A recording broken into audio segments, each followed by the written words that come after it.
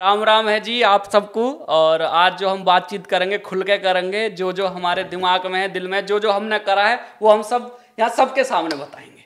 जय राम राम है जी दोस्तों। आज हम खुल के बात करेंगे और जो भी करेंगे ना दिल से करेंगे। दिल से करेंगे। आप हैं बिग बॉस की आवाज। मैं जी आवाज़ हूँ, शो में आवाज़ देता हूँ पर मैं बिग बॉस की आवाज़ नहीं हूँ। मैं शो की दूसरी आवाज़ हूँ। कैसे? सुबह 10:30 बजे विजय विक्रम सिंह नजर बट्टू प्रोडक्शंस में आकर अपने को गौरवान्वित महसूस कर रहे हैं। मैं शो का सूत्रधार हूँ, नरेटर हूँ, जो ऑडियंस से बात करता है, ऑडियंस को बताता है कि घर में क्या हो रहा है। वो आप हैं जी। ठीक है, जो भी है अब आप ही हमारे बिग बॉस और जनता के लिए आप ही जो दिखाई नहीं दे रहा है वो नहीं तो है आप। नहीं। चलिए ठीक है, अब तो हम आपको ही बिग बॉस मानेंगे और आपसे ऐसे ही बात करेंगे। तो सर जैसे अब तक बिग बॉस के 17 सीजन हो चुके हैं, 18वां सीजन चल रहा है जी। तो होस्ट से लेके सेट तक सब बदला जी, लेकिन बदली नहीं तो आवाज। बिग बॉस में कोई एक दिन के लिए आए, 2 दिन के लिए आए या जो जीते सबको फायदा होता है। क्या आपको कितना फायदा हुआ बिग बॉस में आने के बाद? किसी ने मुझसे कहा था और मैं वो बात अब रिपीट करता हूँ हर जगह कि समय बता बता कर मेरा समय बदल गया। ओह, ये बहुत अच्छी बात है। समय बताते बताते मेरा समय बदल गया। और किस लिहाज से बदला कि कानपुर से आने वाला, छोटे से शहर से आने वाला लौंडा है, देश विदेश में नाम हो गया है, आवाज़ पहचानी जाती है। हिंदुस्तान के तमाम बड़े रियलिटी शोज़ में मैं आवाज़ देता हूँ। बिग बॉस लोगों को पता है। तो फॉर एग्जाम्पल जैसे कोई भी शो है, चाहे इंडियन आइडल हो, सुपर डांसर पकड़ लीजिए। सुपर डांसर में आज डांसर्स करेंगे इस थीम पर डांस और उनको जज करेंगे the one and only Kumar Sanu. तो ये हो गया, ओपनिंग हो गई और क्लोजिंग। सुपर डांसर में कल देखिए ये होगा, ये होगा, ये होगा, ये होगा। या बीच में कोई कभी कभी कंटेस्टेंट्स की जर्नी होती है। कई बार शो ओपनिंग होती है। जैसे मेरा एक बहुत फेवरेट वॉइस ओवर है जो मैंने DID लिटिल मास्टर्स के लिए किया था। जेब में रखे 2 पैसों के बदले सारे जहां को तोलना, कागज की कश्ती में आसमान को पार करना, जिद चांद को मुट्ठी में करने की, लेकिन माँ के आंचल तले बातों बातों में बहल जाना। अगर ये सब बचपन है तो काश हम बच्चे ही रह गए होते।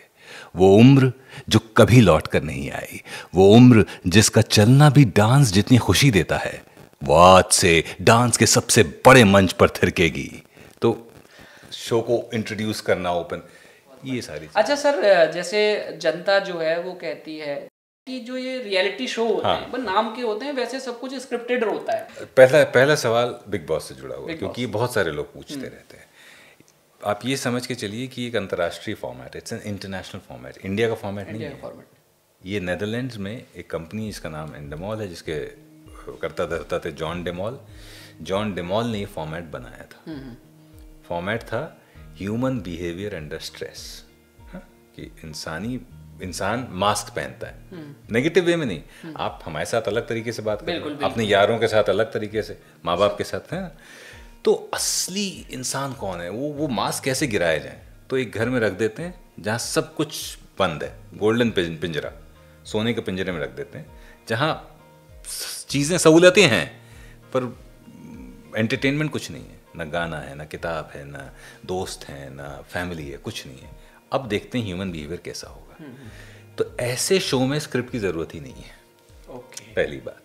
दूसरी बात, क्योंकि इंटरनेशनल फॉर्मेट है तो आप छेड़छाड़ नहीं कर सकते। आप ये नहीं कह सकते कि हम तुम्हें बता रहे हैं तुम्हें क्या करना है, ये नहीं हो सकता।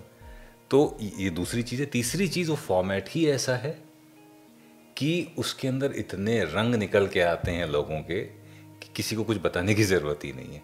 हाँ, टास्क दिए जाते हैं तो वो एक्सटर्नल इन्फ्लुएंस है। टास्क हम ऐसे दे दें कि भाई थोड़ा सा कॉम्पिटिटिवनेस बनी रहे।